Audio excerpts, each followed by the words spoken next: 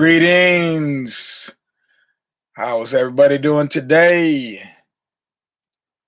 We're here at Black Facts Central live with Doc Ock, noon and 9. And you know what time it is right now. It's definitely not 9, so it must be noon.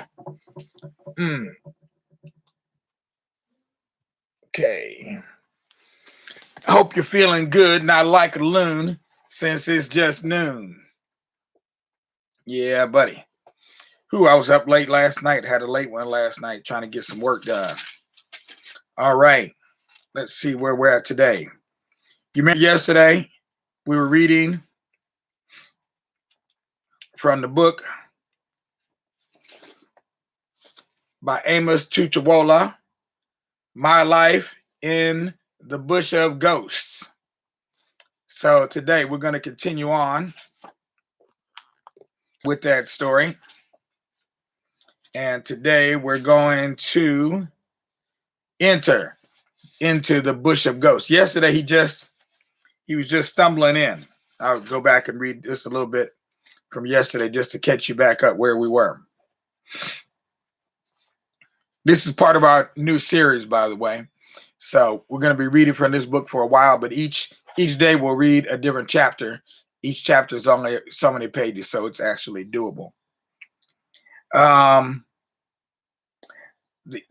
young man and his brother were at home, and they got abandoned there.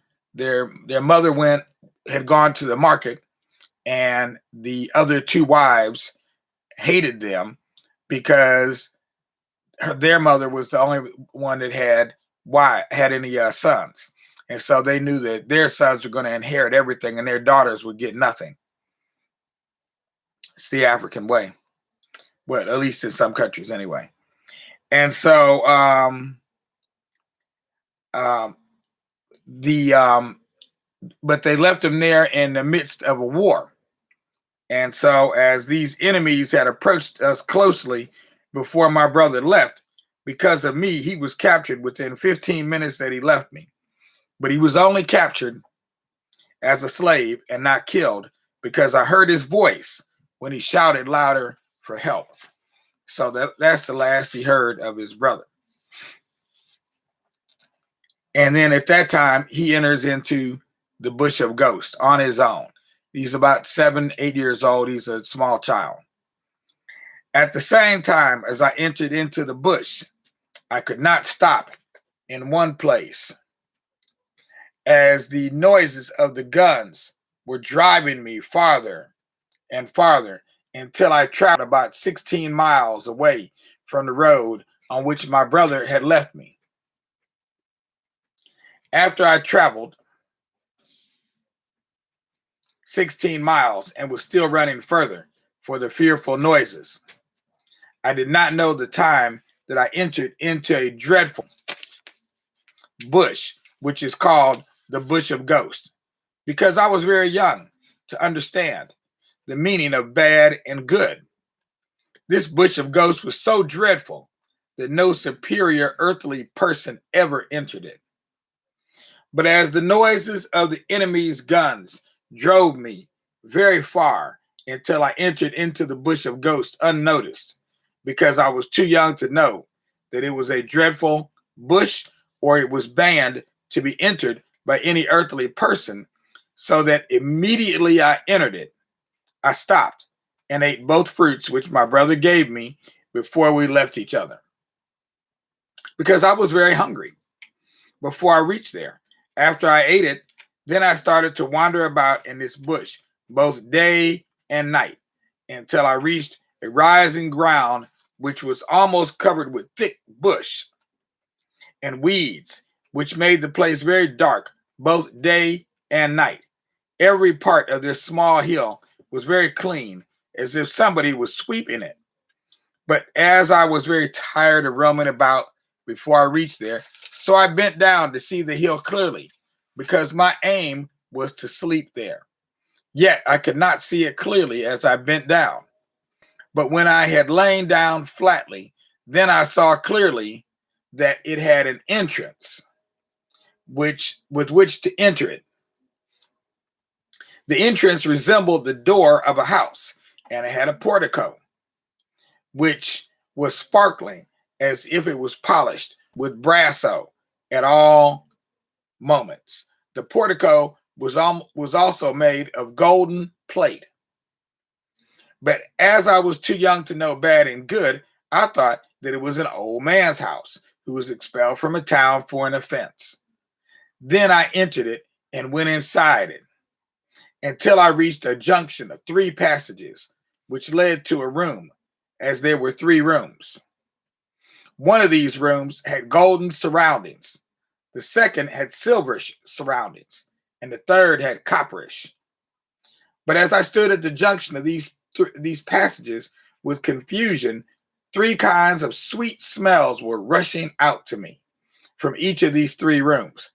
But as I was hungry and also starving before I entered into this hole, so I began to sniff the best smell so that I might enter the right room at once, from which the best sweet smell was rushing out.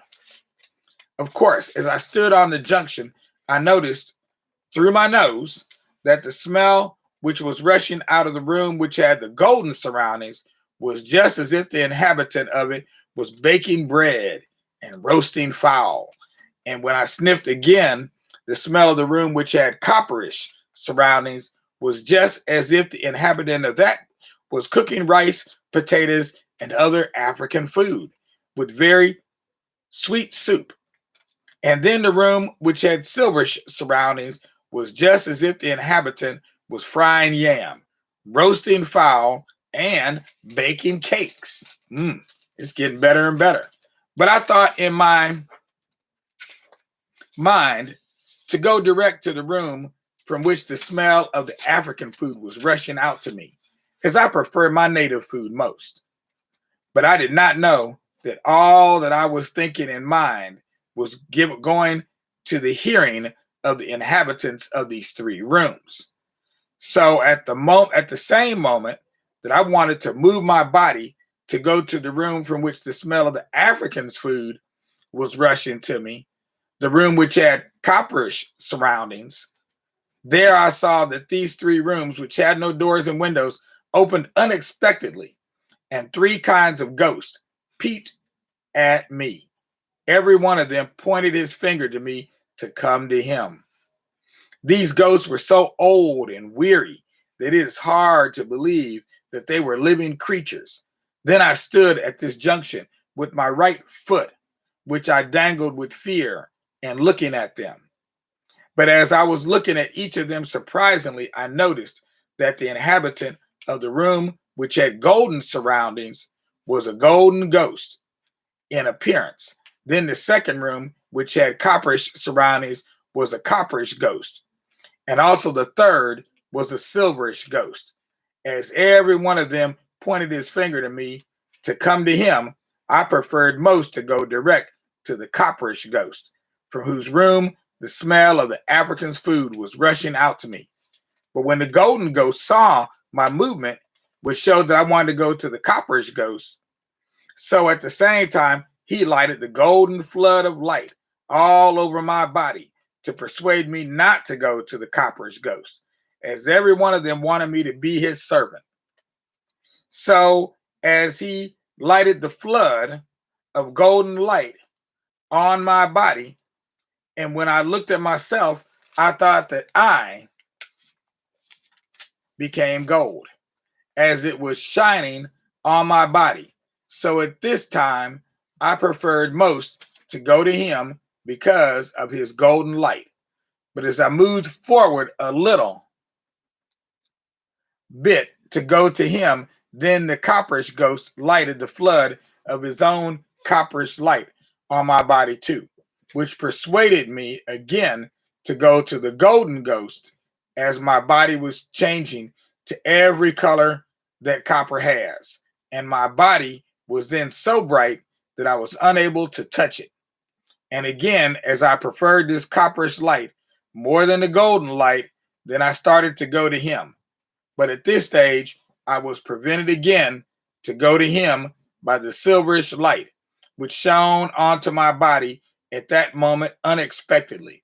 This silverish light was as bright as snow, so that it transparented every part of my body. And it was this day I knew the number of the bones of my body. But immediately I started to count them.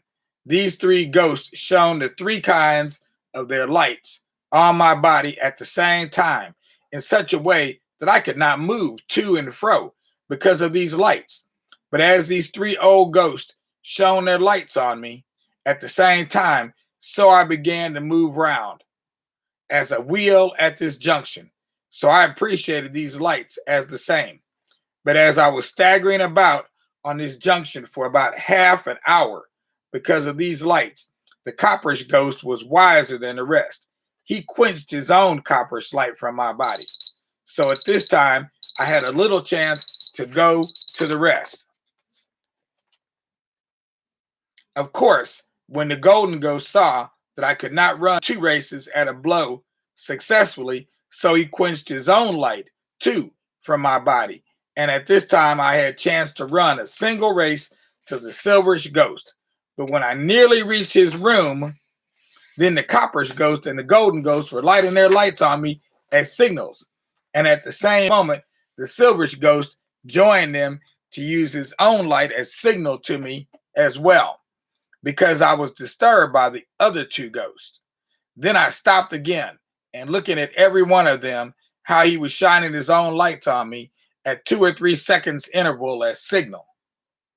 Although I appreciated or recognized these lights as the same, but I appreciated one thing more, which is the food. And this food is my native food, which was cooked by the copperish ghost. But as I was very hungry, so I entered into his room. And when he saw that it was his room I entered, he was exceedingly glad, so that he gave me the food, which was the same color with copper. But as every one of these 3 old ghosts wanted me to be his servant, so that the other 2 ghosts, who were the golden ghost and the silverish ghost, did not like me to be servant for the copperish ghost, who gave me the food that I preferred most. And both entered into the room of the copperish ghost. All of them started to argue. At last, all of them held me tightly in such a way I could not breathe in or out. But as they held me with argument for about 3 hours, so when I was nearly cut into 3, as they were pulling me about in the room, I started to cry louder, so that all the ghosts and ghostesses of that area came to their house.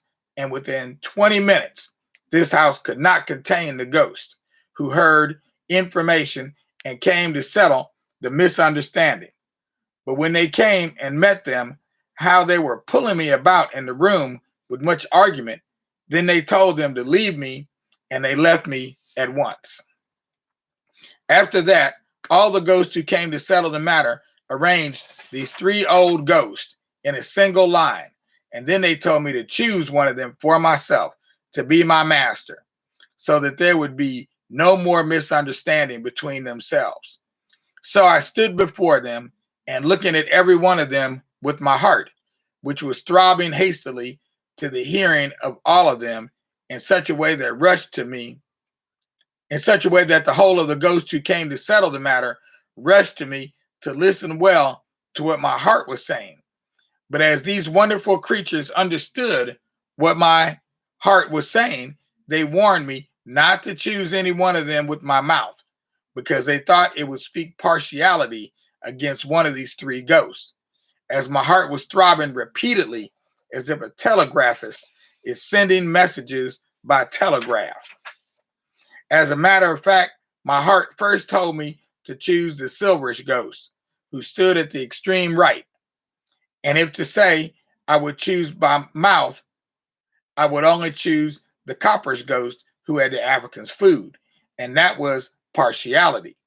And it was at this time I noticed carefully all the ghosts who came to settle the matter, that many of them had no hands, and some had no fingers, some had no feet and arms, but jumped instead of walking. Some had heads without eyes and ears, but I was very surprised to see them walking about both day and night without missing their way. And also, it was this day I had ever seen ghosts without clothes on their bodies, and they were not ashamed of their nakedness. Uncountable numbers of them stood before me and looked at me as dolls with great surprise, as they had no heads or eyes.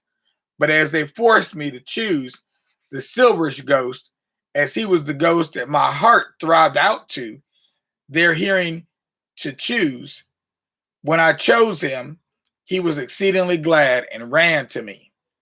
Then he took me on his shoulder and then to his room. But still the other two were not satisfied with the judgment of the settlers, and both ran to his room and started to fight again. This fight was so fearful and serious that all the creatures in that bush with big trees stood still on the same place that they were. Even breezes could not blow at this time.